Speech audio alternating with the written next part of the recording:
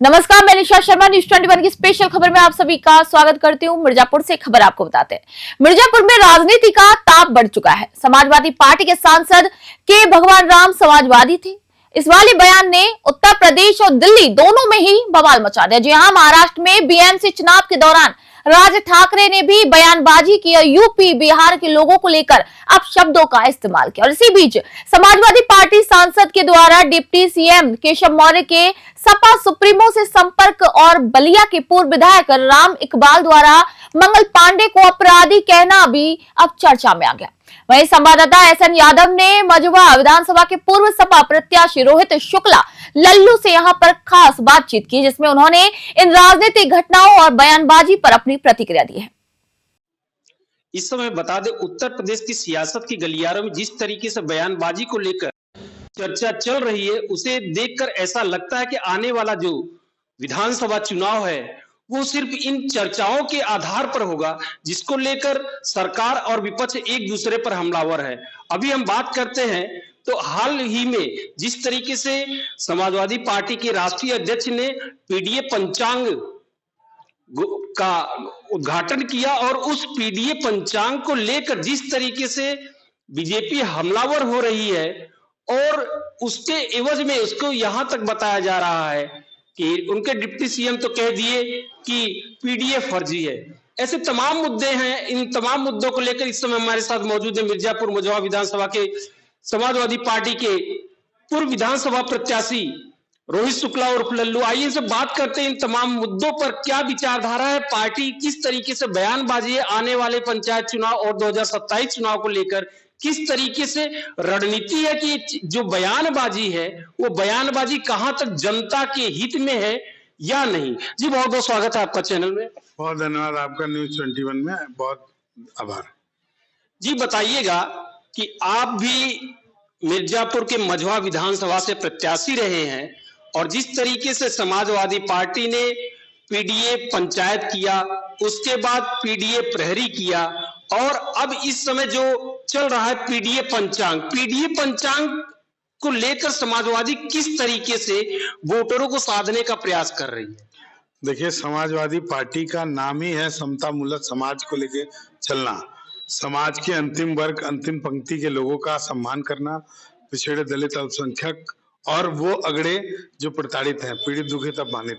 Samajwadi party ने अभी SIR करा है, जैसा कि आपने अभी कहा कि समाजवादी प्रहरी लोग थे, पीडीए प्रहरी लोग थे, तो वो उनका काम है पार्टी का वोट जो कटने न पाए और जो फर्जी नाम है वो कटा दिए जाए। रही बात पीडीए पंचांग की बात करते हैं तो भारत एक सोने की चिड़िया लोग कहते थे, लेकिन विदेशी आके इस हमारे भारत देश की सोने की चिड़िया को लूटने का काम किया। भारत जब सोने की चिड़िया बना था तो वहां सर समाज के लोग रहते थे, उसमें हिंदू मुस्लिम सिख ईसाई। और जो पीडीए पंचांग समाजवादी पार्टी का है, नए साल का आदरणीय अखिलेश यादव जी ने उसका उद्घाटन किया है। उस पीडीए पंचांग में हर वर्ग के, हर जाति के, हर धर्म के लोगों का सम्मान, उनके छुट्टी के बारे में और पंचांग ग्रह दशा दिशा हर तरीके से दिखाया गया है। और मिर्ची उन लोग को लग रही है जिनको इन सब से मतलब नहीं, जो उन लोगों ने दुकान खोल के बैठे थे, जैसे उन लोगों ने आस्था के नाम पे दुकान, हम लोग अयोध्या जीते चुनाव, ये लोग अयोध्या से अपनी दुकान खोले थे, लेकिन भगवान राम ने पीडीए प्रहरी को, पीडीए के नेता को और समाजवादी पार्टी के राष्ट्रीय अध्यक्ष आदरणीय अखिलेश यादव जी को आशीर्वाद दिया और वहां से हम लोग जीते। रोहित जी, अभी जिससे ही आपने पीडीए पंचांग लागू किया तो शंकराचार्य अभिमुक्तेश्वरानंद ने मीडिया से जब बात हुई पीडीए पंचांग के बारे में तो उन्होंने कहा कि ये पंचांग संकीर्ण सोच है। देखिए, गुरु हैं वो लोग जो जाति पर आते हैं। भगवान राम सबके थे, सर समाज के थे, इसीलिए समाजवादी कहे गए। रही बात भगवान राम के बारे में, भगवान राम किसके अवतार थे? भगवान विष्णु के अवतार थे। भगवान कृष्ण भगवान किसके अवतार थे? भगवान विष्णु के अवतार थे। भगवान परशुराम किसके अवतार थे? भगवान विष्णु के अवतार थे। और हम तो कहेंगे, धन्यवाद देंगे आदरणीय अखिलेश यादव जी का, उन्होंने उत्तर प्रदेश में पूरे विश्व का सबसे बढ़िया स्टेडियम बनवाया जिसका नाम भगवान विष्णु के नाम पे इकाना रखा। लेकिन भाजपा वालों ने उसका भी नाम बदल दिया।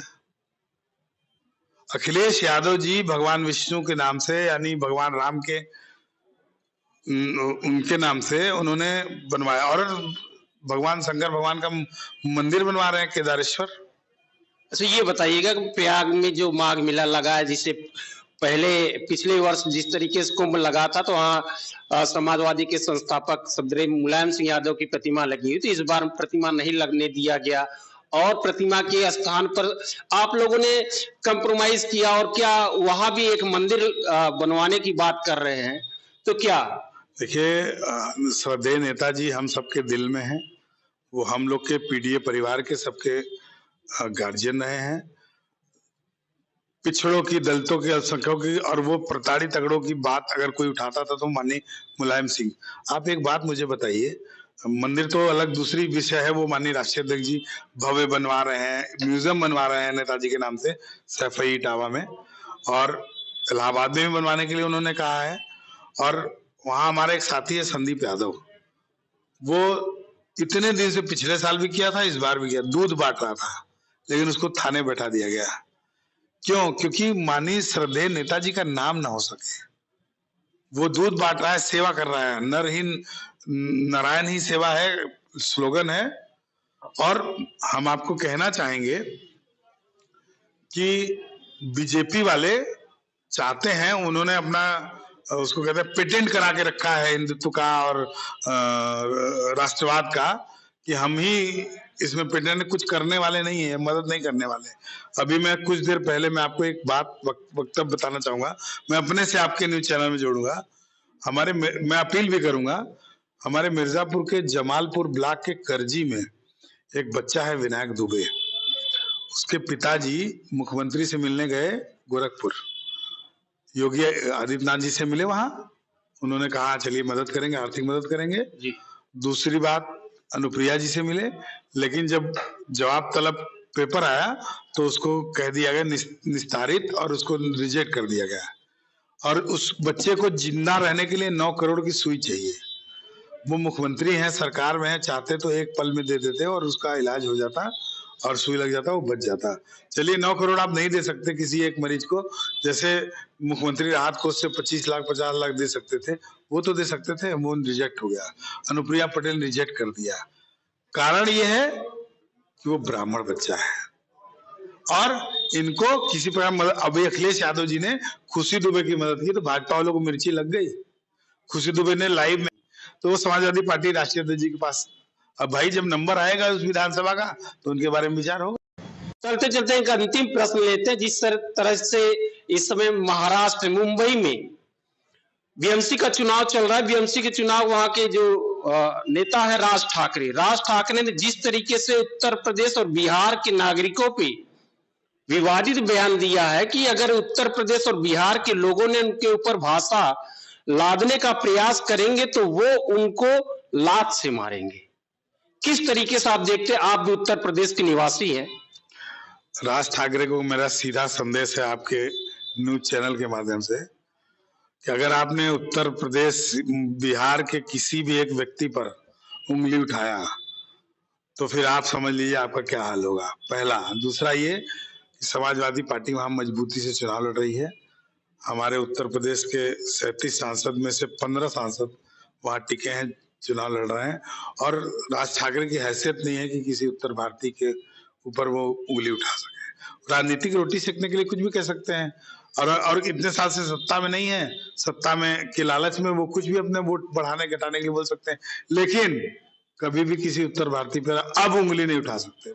शुक्रिया हमसे बात करने के लिए। तो इस तरीके से आपने सुना हमारे साथ मिर्जापुर मझौवा विधानसभा के पूर्व विधानसभा प्रत्याशी रोहित शुक्ला जी थे, जिस तरीके से बताया कि आने वाला जो समय है समाजवादी पार्टी के संपर्क में कहीं ना कहीं केशव मौर्य की बात जो कही जा रही है, और जब भगवान राम की बात की जा रही है, जिस तरीके समाजवादी ने कहा कि भगवान राम समाजवादी थे, तो भगवान राम किसी के हैं नहीं, वो हर वर्ग हर जाति और हर समुदाय के हैं, और भगवान को इस चुनावी आधार पे कोई बांट नहीं सकता। और आने वाले समय में जिस तरीके से चुनाव की रणभेदी बच चुकी है और पक्ष और विपक्ष की बयानबाजी चल रही, उस बयानबाजी को देखते हुए लग रहा है कि 2027 का जो संग्राम है वो जनता किस तरीके से अपने पक्ष में रखती है, ये तो समय बताएगा।